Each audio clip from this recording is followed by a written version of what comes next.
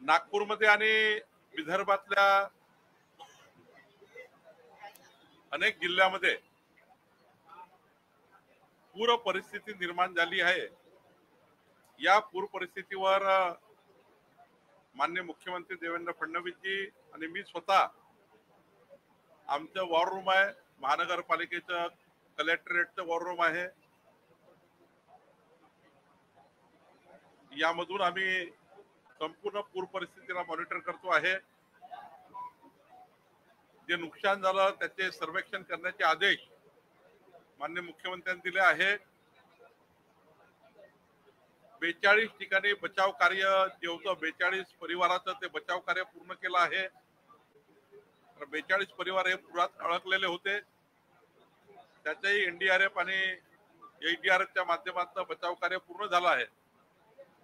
सध्या 2 तास झाले पाऊस थांबला आहे। मला असं वाटतं की थोडा पावसाचा हा जो अजून थोडा काळ जर पाऊस आला नाही तर मला वाटतं परिस्थिती कंट्रोलमध्ये राहील। तशी आता कंट्रोलमध्ये आहे, पण पुढच्या काळातही जर 5-6 तासाचा जर गॅप मिळाला तर 173 मिलीमीटर पाऊस एकाच वेळी पडल्यामुळं थोडी परिस्थिती निर्माण झाली आहे। जे काही नुकसान झालं ते नुकसान भरपाई शासन देईल। काँग्रेस आरोप करते की अधिकाऱ्यांवर दोषी कारवाई झाली पाहिजे। या ठिकाणी मुख्यमंत्री असतील, स्वतः महसूल मंत्री असतील किंवा केंद्रीय मंत्री असतील, मोठे मोठे नेते याच ठिकाणी राहतात, मात्र तरीही परिस्थिती हाताबाहेर गेली आहे। खरं तर जेव्हा 173 मिलीमीटर 175 मिलीमीटर पाऊस पडतो सलग, तेव्हा कुठल्याही शहराची परिस्थिती जगातही बघा, अनेक डेव्हलप शहर आहे, आंतरराष्ट्रीय शहर आहे, त्या शहरामध्ये एका वेळी पाऊस आल्यामुळं अशी परिस्थिती निर्माण होतं। कुठल्याही वेळी कुठल्याही विषयाचं राजकारण करणे विरोधकाचं काम आहे। विरोधकाचं काम आहे की त्या ठिकाणी काही पॉझिटिव्ह गोष्टी करता येईल त्या करणे, नुसतं राजकारणच करायचं दिवसभर एखाद्या विषयावर। आज आपल्याला काय महत्वाचं आहे की पुरामध्ये झालेलं नुकसान हे जनतेचं भरून काढलं पाहिजे। नैसर्गिक आपत्ती आहे, यामध्ये सर्वांनी मिळून, सर्व पक्षीय लोकांनी मिळून जनतेला रिलीफ दिला पाहिजे। आणि आमचं सरकार, देवेंद्र फडणवीसचं सरकार हे प्रत्येकाला त्या ठिकाणी जे काही झालंय नुकसान होऊ नये, नैसर्गिक आपत्ती आहे तर ते आम्ही भरून काढण्याचा प्रयत्न करू। हे ठीक आहे का पूर्ण भरून निघत नाही, पण जे काही शासनाचे स्टँडिंग ऑर्डर आहे त्या आदेशाप्रमाणे आम्ही या ठिकाणी नागपूर आणि विदर्भात किंवा ज्या ज्या ठिकाणी पूरहानी झाली आहे त्या ठिकाणी संपूर्णपणे शासन लक्ष देऊन आहे। संदर्भात तुम्ही महत्त्वाचा निर्णय घेतलेला आहे, लाखो कुटुंबांना कशा प्रकारे फायदा होऊ शकतो, कशा प्रकारे त्याची अंमलबजावणी। महाराष्ट्रामध्ये 5 लाखाच्या वर असे परिवार आहेत ज्यांनी घर बांधकाम करण्याकरता कुठेतरी प्लॉट घेतला।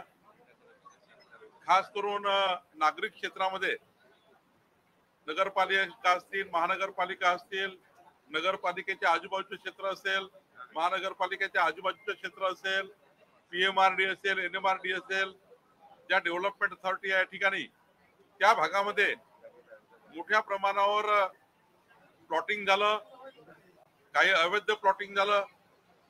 पण या राज्यामध्ये तुकडेबंदी कायदा लागू आहे आणि 10 गुंठेपर्यंतच त्या ठिकाणी तुकडा पाडू शकतो। 10 गुंठेच्या खाली तुकडा पाडला तर ते अवैध समजण्यात येतं। पण काही लोकांनी 1000 फूट 2000 फूटचे प्लॉट घेतलेले आहे। मध्यमवर्गीय आर्थिक दुर्बल परिवार आहेत। माननीय मुख्यमंत्र्यांनी मला सूचना दिल्या होत्या की ह्या जे 1000 फूट 2000 फूट प्लॉट घेतलेले जे लोक आहेत आणि आता ते त्यांचे कोणी त्या ठिकाणी त्यांना अधिकृत करण्याची योजना तयार केली पाहिजे। तर आता राज्याच्या विधानमंडळामध्ये आज मी त्या ठिकाणी सरकारतर्फे घोषणा केली आहे की 1 गुंठा 1000 स्क्वेअर फीट ज्यांचा तुकडा पडलेला आहे, प्लॉट आहे, ते प्लॉट रेग्युलराइज करण्याकरता, कायदेशीर करण्याकरता या नागरिक क्षेत्रामध्ये तुकडेबंदी कायदा निरस्त आम्ही करतो आहे। लवकरच त्याचं नोटिफिकेशन आम्ही काढणार आहोत।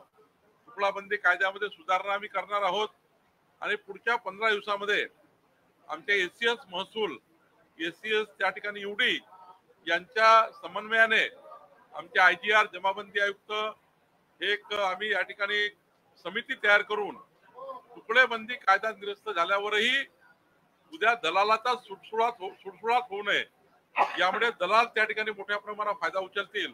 आणि म्हणून सोप्या साध्या पद्धतीने हे 1000 फुटाचा घर किंवा प्लॉट हा कायदेशीर करण्याकरता आणि 1 जानेवारी 2025च्या पूर्वीचे सर्व जे तुकडे झाले आहे ते कायदेशीर करण्याचा निर्णय आज राज्यातल्या 5 लाख परिवाराकरता आम्ही घेतलेला आहे.